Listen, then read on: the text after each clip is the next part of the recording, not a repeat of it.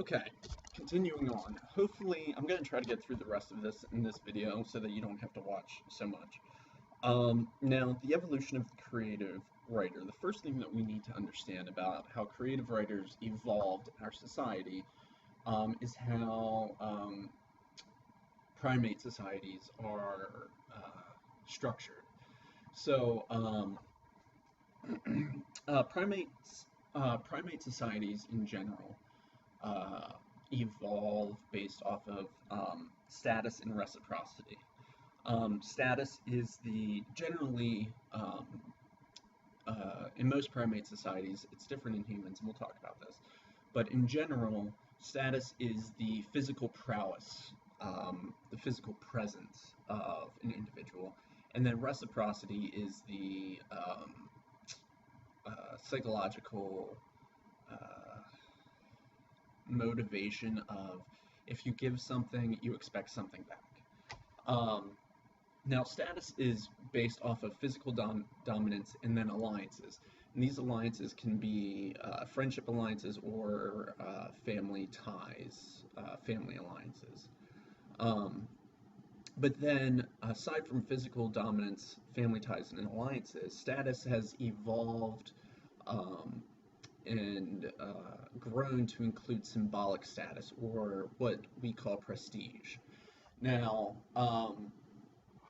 the book suggests, and there's research to back this up, that uh, those individuals who do not have physical dominance or who do not have status as a result of family ties or alliances develop have evolved to develop symbolic status or prestige um, to facilitate their to not facilitate, that's not the word I want, to satiate their need for status, let's put it that way. So the book suggests that those of us who do not have the physical presence to result in social status may develop symbolic status or prestige as a way to obtain status. Um, I'm fine with that. I mean, I don't know. As a male in human society, I don't know if I like to think of it as that. I don't have the physical dominance to obtain status, but what the hell. Um, Now, the purpose of the evolution of symbolic status and the purpose of symbolic status or prestige, there's been a lot of research done on that. And a lot of these things can be attributed to status in general, such as it is believed that status serves the function of mate attraction. Now, symbolic status or prestige also serves the need of mate attraction. And, at the very basic of animal behavior is mate attraction. Aside from, the, going back to Maslow's hierarchy of needs, aside from, food and sleep, shelter, mate attraction is a big part of our hierarchy of needs. Um, so, Now, specifically dealing with symbolic status, it is now known that both sexes find verbal creativity and intelligence um, very attractive, or verbal creativity and intelligence are found attractive. But what's interesting is that they're found more or less attractive depending on the age of individuals. And specifically in women, women find males who are verbally creative and intelligent attractive at different periods of their life and at different periods of their menstrual cycle, which is very interesting as well. Now, um, research has shown that uh, creative artists tend to be very successful at mating. They tend to have multiple partners um, and seem to more easily attract uh, members of the opposite sex. This chapter doesn't deal with any type of same-sex research involving the attractiveness of verbal creativity and intelligence, but I'm interested in what research and what findings are out there relating to that. Now, I have here genetic muster. I don't want to go into the details, all of the nitty-gritty details of this, but something that research has shown is that people who are verbally creative or artistically creative um, are typically significantly more intelligent than the rest of the average of the population. So mates obviously view this as a good sign because mates want their offspring to be physically dominant, if possible, but they also want them to be intelligent. And this serves many purposes in a very visceral way, in that we want the best for our offspring. We want our offspring to be as genetically superior as possible. We want to pass on our gene, and this serves the function of basically passing on our genes. So the genetics of a mate and the possibility of those genes being passed on to future generations is a big part of how creative writers have evolved.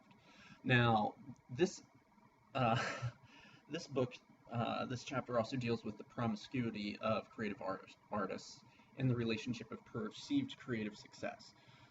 Creative artists, whether that's visual, musically, verbally, writers, what have you, tend to trend towards being more promiscuous. Um, but this very much hinges on the perceived success in creativity.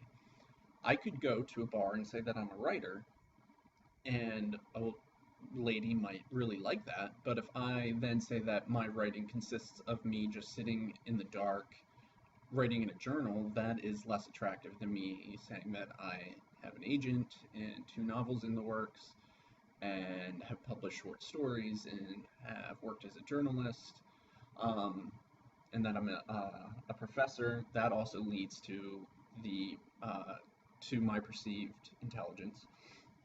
Now, but what's more interesting is that creative artists tend to be viewed as more attractive during the peak creativity, peak fertility, and peak reproductive effort in society. So, our creativity peaks in young adulthood, so does our fertility, and so does the effort that we put into reproduction. Now, this is also the time during young adulthood when creative artists are found to be the most attractive. So there's a definite correlation here between peak creativity, peak fertility, peak reproductive effort, and peak attractiveness to creative artists. Now, the book goes on, and we'll talk about this here in a minute. The chapter goes on to describe how often, and this is more specific in women, when women get older, they seem to not find creative artists attractive. They seem to find more stable mates attractive. And this leads into the psychological chaos of creative writers. So, creative writers score high in intelligence, neuroticism, and openness to emotion and experiences. Now, intelligence is highly correlated to a moralistic worldview. Intelligence is, and this isn't in the book, but this is just other research that's out there. Intelligence is also correlated to self-destructive behavior and to a more realistic worldview, and to higher rates of depression, suicide, mood disorders, delusions, hallucinations, psychosis, substance abuse, alcoholism, all of those things. So the question becomes, is it because the writer is more intelligent that they have this more realistic worldview and are more prone to self-destructive behavior and mood disorders, or do all of those things contribute to the intelligence and to the creativity? It's this whole, what came first, the chicken or the egg scenario. Now, creative writers are also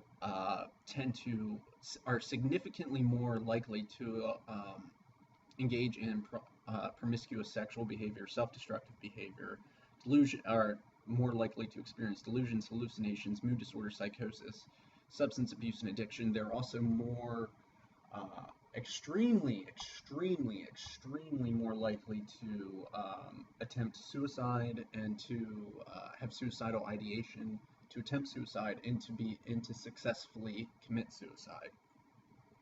So there's a very interesting dynamic between mental health disorders, intelligence, realistic worldviews, and creativity. Um, they all positively correlate with each other, which is very interesting. And the realistic worldviews, that can also, I would assume, I haven't seen any research on this, but that probably also, there's also probably a correlation between realistic worldviews and openness to emotion and experiences. Writers often are thought of in our society, and at least in American society, as collectors of experiences and emotions. I always tell my creative writing students, not so much you guys, but my upper level creative writing students, that you can't write until you've experienced things. You need to go out and collect experiences. I've literally told students that they need to go do something stupid before they need to collect experiences before they are able to write, really. And the last part of this is uh, the book kind of uh, sort of exacerbates this archetype of the bad boy or bad girl, and then they're attractive.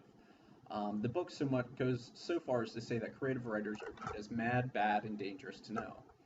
I find this very interesting, and I wonder if this has something to do with why my relationship that might as well have been a marriage failed. Um, I don't have things together as much as most near 30-year-olds do, but I don't know. This is this is honestly, guys, this is kind of hard for me to talk about just because of how personal it is to my own life, and I had no idea it was going to be this difficult to talk about this kind of stuff. But anyway, moving on. So that's all relates to status. Then reciprocity is the give and take foundation of primate society. I give you something, I expect it in back. I expect it back. Now, how this relates to creative writers is that I give you stories, I give you narratives, I give you entertainment, I give you information, I give you all of those things, and then in return, I expect gratitude, indebtedness, positive regard. I expect you to think highly of me. I expect you to be gracious that I have given you this art, all of these things. So the creative writer has evolved based off of reciprocity and status. Status, there are many shades of gray to this idea of status. Reciprocity is much more to the point. Okay? All right, I'm going to try to squeeze this in here before this video ends. There's going to be another one. So the relationship between the creative writer, the work, and the reader. There's a dynamic, imaginative relationship between the three. In my English 100 classes, I make my students read On Writing by Stephen King. It's Stephen King's memoir and his beliefs on the craft of writing. And he comes back to this metaphor frequently that writing is telepathy. He wrote the book in 1999 at his home in Bangor, Maine. And he opens up the book by saying, one of the writing sections by saying that, you're out there somewhere in the future in a different part of the world, and I'm communicating to you. I'm giving you images, and you're seeing those images. I am giving you information, and you're understanding that information. And this all comes back to the importance of sensory details. Okay. Now, I'll come back to that when we start talking about physiognomy and synesthesia, but I'm going to stop there for right now.